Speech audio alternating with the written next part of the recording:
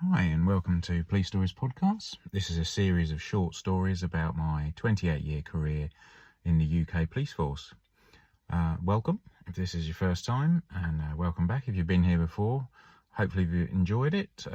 Thanks for those that bought me a coffee this week and had some good comments on YouTube. Fantastic downloads this week. I think probably the best week for downloads we've ever had.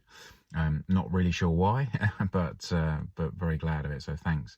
I'm going to talk about a few things today, but particularly about a new role that I'd taken on. And hopefully the sound will be all right today. We're back in Scotland. Had all sorts of nightmare storms last week that those in the UK will be aware of. Caused quite a bit of damage in my local area. But hopefully, yes, we won't be affected too much today from a sound quality point of view. So should be all right. So at this point, we're going to talk about, I'd been back on response on the uniform stuff for about 2 years or so, I suppose, since I came to Scotland, Police Scotland that is.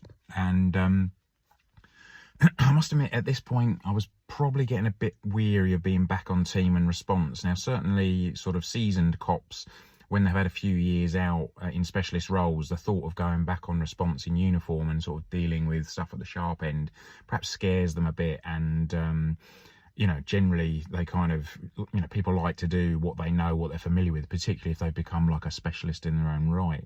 But I'd been back for a couple of years, and in fact, it was probably about my 7th or 8th stint on response. So I wasn't too bothered. But what I would say is when you are, when I joined the job, I was 21.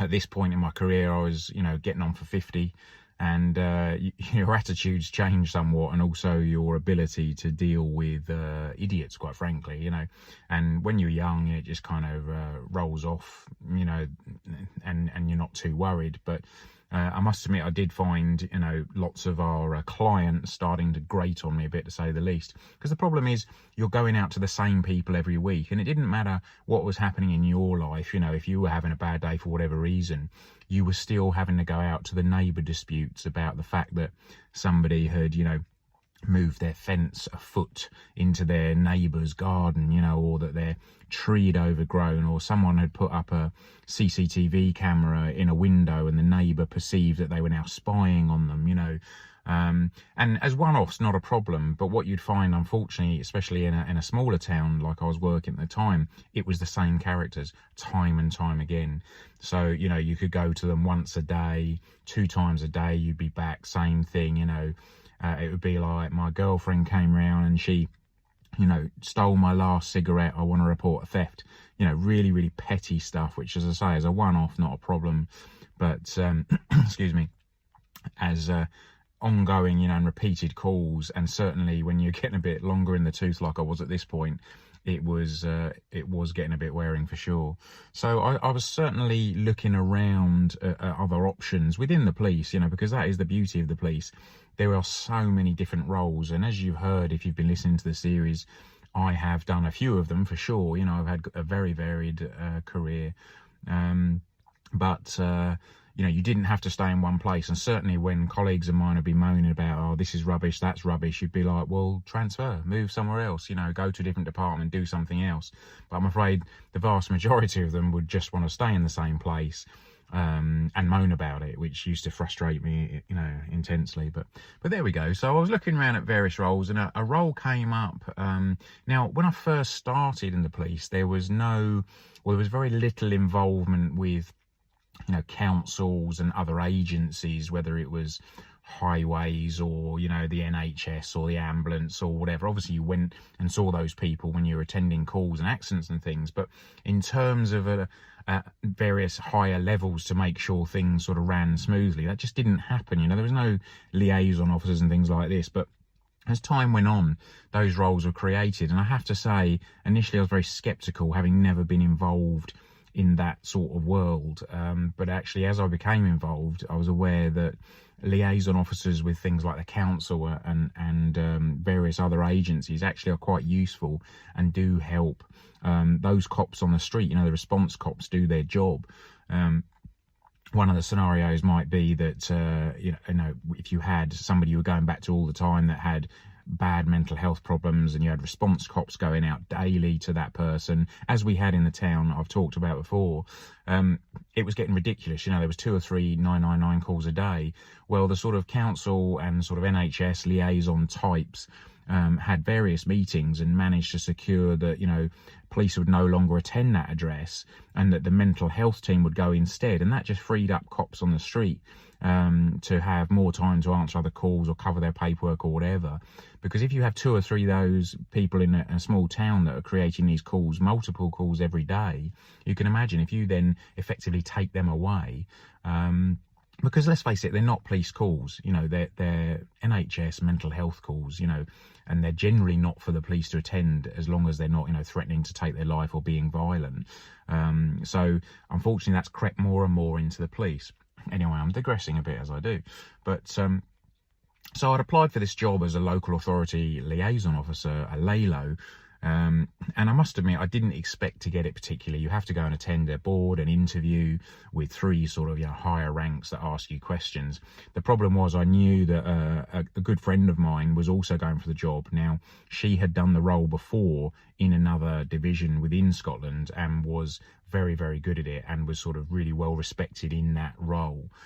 She was just naturally very good at sort of communicating and getting across and working well with those sort of partner agencies. So I didn't hold out a lot of hope. And sure enough, I went along, had the board, and then, a few days or a week later, got a message from the boss who'd interviewed me saying, just to let you know, I'm sorry, you haven't got the job, So I say, no surprises from my point of view. What they did say was, though, but just out of interest, we do have another role coming up soon that we think might suit you. We know your background. We know that you've done, sort of some counter-terrorist work before, you've done firearms, you've been involved in surveillance and all sorts of things, as you'll be aware if you've been listening to the series, and by all means go back and listen to some of those if you haven't. This role that came up was a CTLO, a Counter-Terrorist Liaison Officer. Now, certainly in the area I worked in, on the west coast of Scotland, when you told people about that role, or what your title was, there were some raised eyes. People would be like, well, we don't need that in rural Scotland. Though surely there's no problems with terrorists around here. And unfortunately, I used to say to them, I'm afraid I'm here to tell you there is.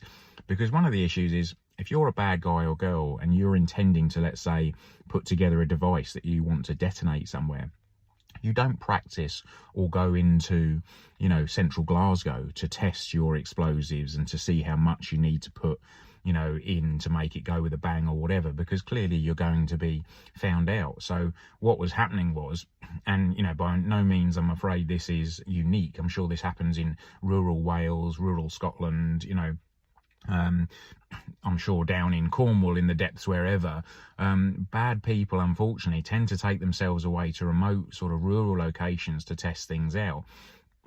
So that, unfortunately, means that there is a need for that role. That is a tiny part of the role then. Just coming back briefly, so anyway, I got that job. I had to, I'd already had a board, so an interview effectively, so they knew the score. I think they put it out to some other people, and then eventually I was picked for the job. So that was good. So I got this job, and there was only one of me. There was just one CTLO within my area, which was a huge area incorporating some of the islands of Scotland. And basically the role, it was so varied, and I have to say it was probably one of the most interesting roles I ever had in the police. So you were kind of directly responsible to the divisional commander.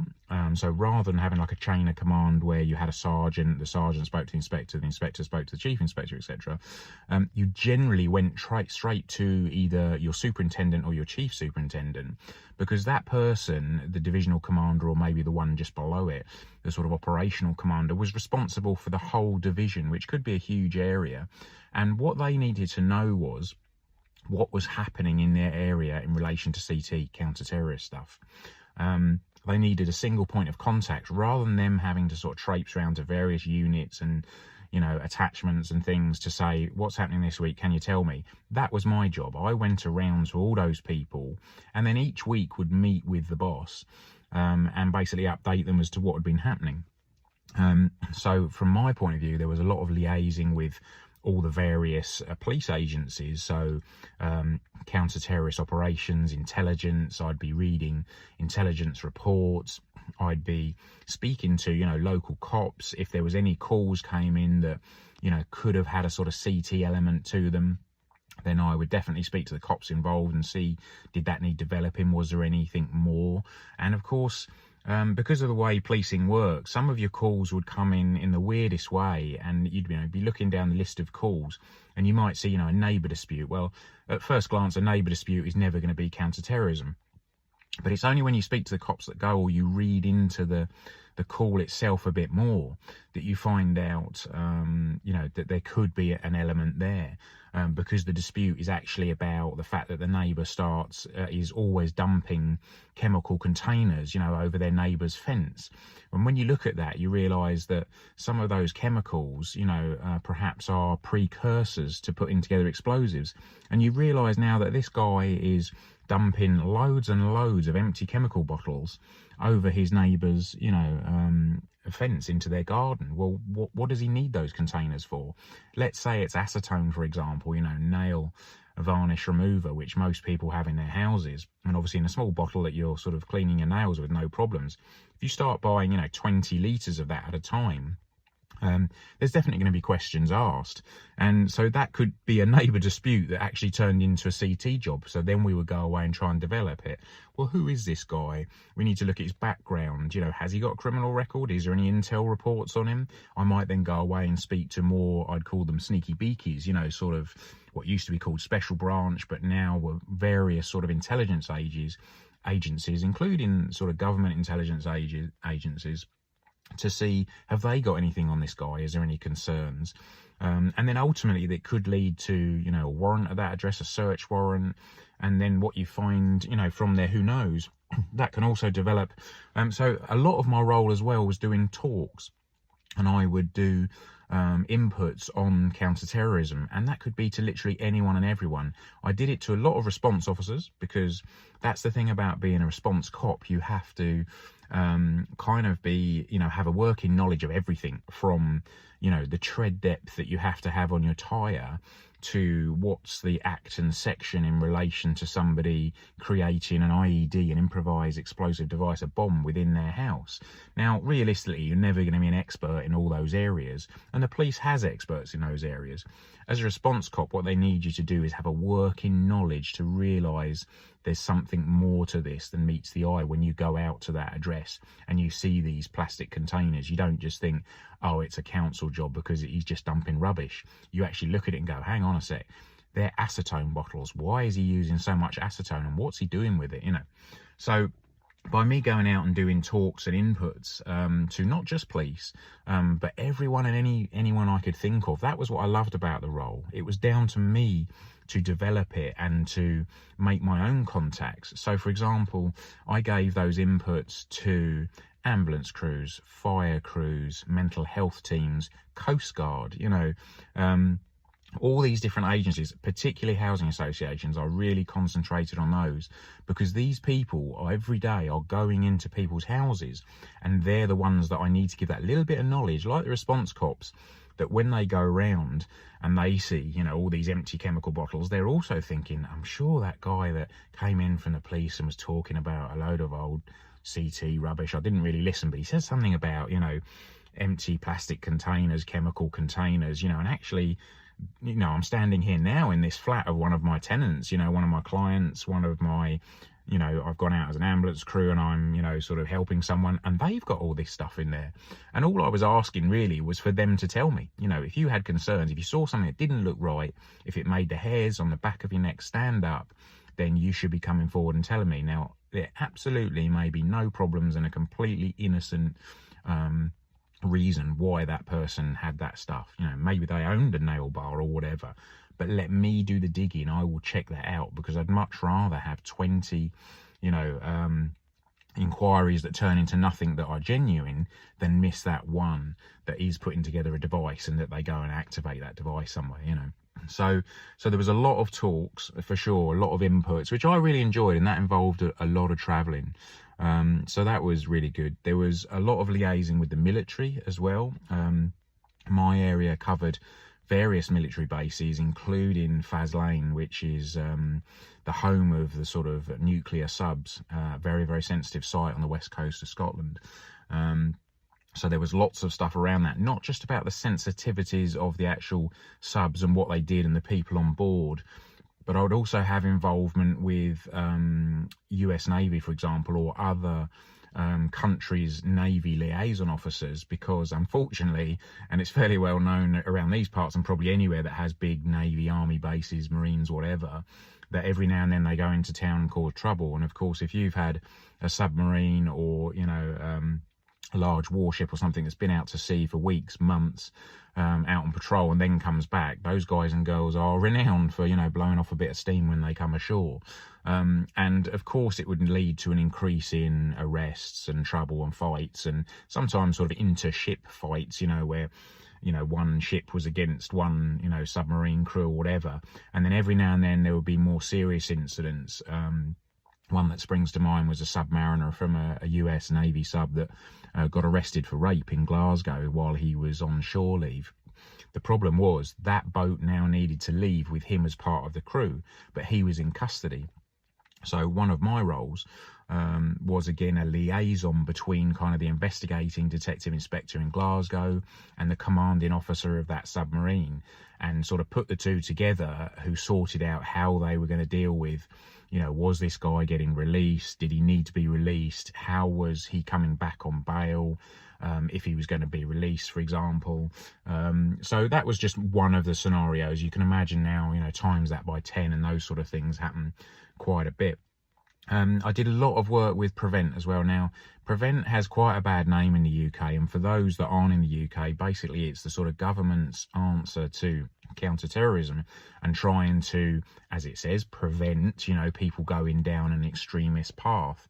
Now, one of the places that can start very much is in school, and the schools were where a lot of my work was from. Now, people are going, but surely there's no terrorists, you know, at school, you know, there's 12, 13, 14-year-olds, you know, they're not terrorists, you know. Well, you're partly right, but not entirely. And unfortunately, it's the school, because they have a lot of contact with these kids, that would pick up on the stuff very early on. So I also did a lot of inputs to teachers and teacher assistants, for example, on the ways how to spot these things. And I made sure they had my contact details, as did the school sort of liaison officers. If they had concerns about one of their pupils, they could come and speak to me. And again, might be absolutely no problems at all, completely, you know, all right. What we found a lot of was bullying was a bit of an issue, for sure. So a classic scenario is the child at school who's maybe, you know, 15, 16 years old, let's say, in his last couple of years of school, he starts getting picked on and bullied because he's perceived as, I don't know, the school weirdo was a term that was used a lot, you know, and so he might be targeted. Now, the sort of defence response for that child, in some cases, and you'd be surprised in how many cases, was to live up to that sort of, you know, school loner, school weirdo type character. And one of the ways they would do that is they would go away and research things online, which of course is freely available. And Nazis came up time and time again. They suddenly had a real interest in everything Nazi Germany. And the teachers would report that they'd be having a history lesson, and that individual would keep bringing the lesson around back to Nazi Germany. They would be Holocaust deniers. You know, they would say that that never happened. It was just made up. You know, it was a big conspiracy. And that actually, you know, Hitler had quite a few good ideas. And have you read some of his books? You know, this is the sort of stuff. They would change how they started to dress. Quite often they would end up looking like something out of the Matrix. They'd end up in sort of long black leather coats and, you know, very much sort of looking sort of a bit of a goth look. They would research and become particularly fascinated with kind of school massacres, you know, particularly in America, because unfortunately, you know, they seem to have a lot of them, possibly because of the availability of firearms there.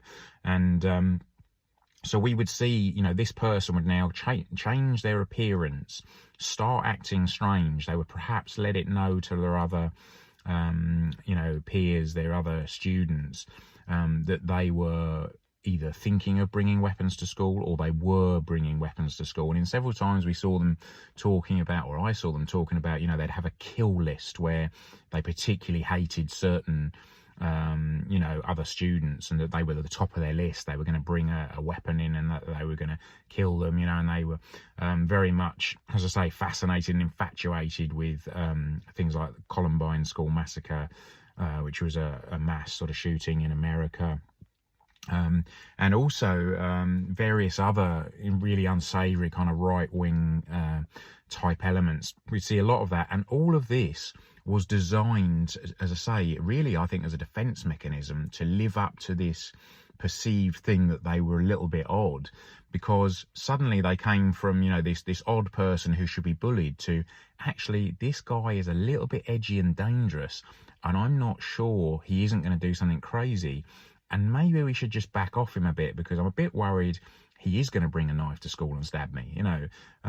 That's the aura they would put out, and that was their intention, whether they knew it or not, I think, to try and protect them. So that started off a whole big network of things that would happen via the prevent route.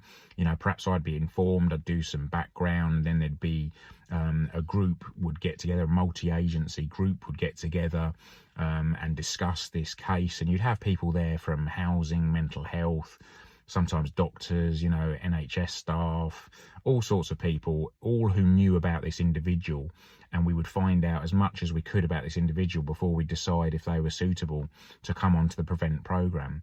And that would invariably then involve them meeting somebody through the prevent program, and quite often that would be somebody who'd perhaps been down that route before. So there was various approved people, but for example, if it was a right-wing type scenario, there would be somebody out there that had effectively turned over a new leaf, that had maybe served, a substantial prison term because of, right-wing beliefs, or being part of a sort of white supremacist group or something like that.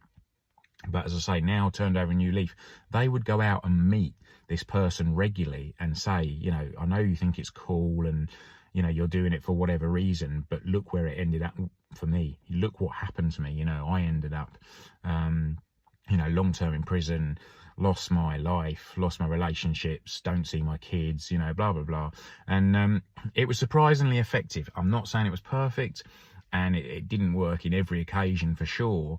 And sometimes those children went on to be adults, certainly within my working life, that cause us further problems down a similar route. But, without prevent, what have you got? I don't know, as it stands with the current legislation, how else you could have dealt with them, to be honest with you. So a lot of my work was involved with the kids and getting involved. I also did security for members of parliament, and also some councillors in certain scenarios. Now, you'd have obviously various MPs within your area, and it was very interesting because depending on their role, their dynamic changed completely as the sort of threat against them. Now, obviously, again, if you go back to previous episodes, I've done some close protection work, so I was aware of the physical aspects of trying to protect someone. But things have moved on. I was doing close protection 20 years ago, and now, of course, a lot of this stuff is online. So I would go and meet with the MPs fairly regularly and see how they were getting on, and had they had, threats or issues.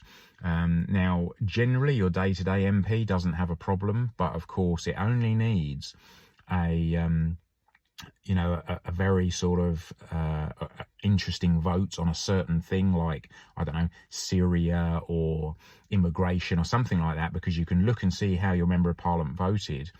If and I will call them this, the crazies out there, the tinfoil hat wearers, who are conspiracy theorists, suddenly saw that their MP had voted against putting up a new, 4G mast in the area, they'd be convinced that that was because they were actually part of a cult or whatever, and you might think I'm taking it a bit far, but unfortunately that sort of stuff does happen.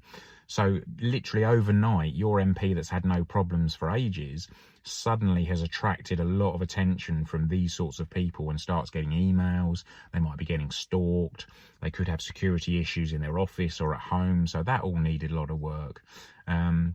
And, in one area, I was quite lucky. I didn't have loads of MPs, but certainly some of my colleagues that were CTLOs in other parts of Scotland had, they might have had 5, 8, 10 MPs within their area. That is a lot of work. That's almost sort of one person's work alone without any other sort of work involved.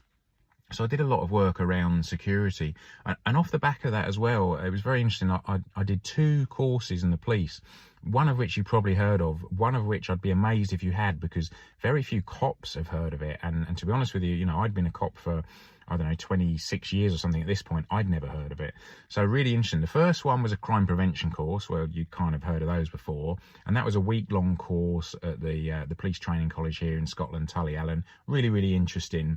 And basically it made you, after a week, dare I say, an expert, certainly a very good working knowledge of all things security, really, in relation to houses. So some of it would be quite geeky in terms of, you'd suddenly know the British standard, that had to be stamped onto a double glazed window to ensure that it complied, and it would talk about lighting and security, and we would go out to premises and do sort of security surveys on them and come up with ways they could improve their security, and then we would be shown how to write reports in a reasonable manner, so that a member of the public or somebody with no knowledge of security could understand and have a clear direction in which to go to a company and say, right, I need, a new front door, I need some lighting around the back, I need, some fencing put up, I need whatever it is, So it was really, really interesting, actually, that, and something I'd never really thought about within the police. And it was a role that I very much enjoyed, and I was asked several times to go out to places in relation to that. So that was very interesting. And then that tied in naturally with the next role, which was an ALO, an Architectural Liaison Officer. Now, this is the role you've probably never heard of and have no idea that police did. It's another week's course. You head off to the police training college again, having already done the week's crime prevention, because they tie in quite closely. And now you're looking at designing out crime at an early stage before, sort of a shovel's been put in the ground to even start the dig for the foundations. Very early doors, because it's a lot easier to design and plan things out before they've even started. So, for example, a housing association local to me would approach a building company, and said, we are looking for 20 new houses, and they have to comply with this certain standard, this gold standard of security and safety. And the only person that can award that standard to those built houses is the local architectural liaison officer, i.e. me. So the architect who was building those houses would put the plans together, and then they would come through me, and I would go and meet them, and we would sit down and go through the plans. And instantly I could look and see, well, I say instantly, it would take a while because it's very involved. But I was looking for areas that were going to cause problems. So the classic was, you'd sit down and the architect would say, right, so I've put this nice path all the way down the back gardens of these houses, so it'll give pedestrians easy access from, the bus stop to the front of the houses or whatever. But you'd look at it and say, we cannot have that path running along those back gardens. That is a burglar's dream. They're going to nip over those fences and screw those houses if you put that in. You're making it too easy. And they could say, well, no, I'm not changing that. That's fine. But then potentially I would also say, I'm not going to award you the gold standard because you haven't complied. And if they don't get that gold standard, the housing association won't buy your 20 houses. So actually, generally they listened, but it wasn't like I was a bully with a big stick beating them up. It was for good reason when I explained the reasons. Because obviously an architect is trying to think of efficient houses that come in on budget. They're not as worried as I am about creating crime areas. So we would very much look at lighting on estates, and quite often, they would put in a design feature they thought looked nice or was particularly pretty, but what they'd created was a dark area where someone could wait to then, rob or attack someone that was walking past. And things like a lot of these new estates would put in, kiddies play parks, but quite often they tuck them away out the back of the estate where no one could see what was going on. Well, that was a no-no. You know, if we had a toddler's play park, we wanted it in the centre square of the houses so that there was good natural surveillance for all the members of the public that lived in those houses to be able to keep an eye on, you know, the kids in that park. They might put you know, several windows in the edge of their house on one side, for example, which gives, you know, nice light, I'm sure, in the lounge. But then they would run a wall that was a perfect sitting height right outside that window. And what they were inviting was the local youths who were trying their first joint or had stolen a couple of ciggies from mum and dad, and they were, you know, launching their tobacco smoking sort of career, you know, having a few drinks from, you know, the beer they'd managed to convince someone to buy them from the local shop. And suddenly you got this antisocial behaviour problem with this group of teenagers that are hanging right outside your window. So we might say to them, could we not put a window there? Could we put it somewhere else? Or alternatively, could we put defensive planting in there? So instead of a wall, we'd put spiky bushes all the way along there, because no one's going to sit on spiky bushes. So it sounds obvious, but it's just little things. And you know, if you add that all up, you can actually significantly change an estate and make it far less likely to have, you know, problems like that in the future. So yeah, the whole package, the Counter-Terrorist Liaison Officer role, really, really interesting. Thoroughly enjoyed it, and as I say, multiple elements to it. I haven't touched on all of them, to be honest with you, and some of them are, you know, very sensitive. You had to have a higher level of clearance, security clearance, to sort of be in the role, or certainly I did anyway, particularly with the military background. So yeah, a role that I thoroughly enjoyed, and that is the role that I did until I retired. Yeah, a really, really interesting role. I say quite often, I doubt many of you heard of that role, but there's one of those as a CTLO in every part of the UK, in every area will have one, covering, you know, all the things that I did. So yeah, interesting role. Okay, thanks for listening. That's about us for this week. I hope you found it interesting, and we'll talk again soon. Take it easy. Cheers. Bye.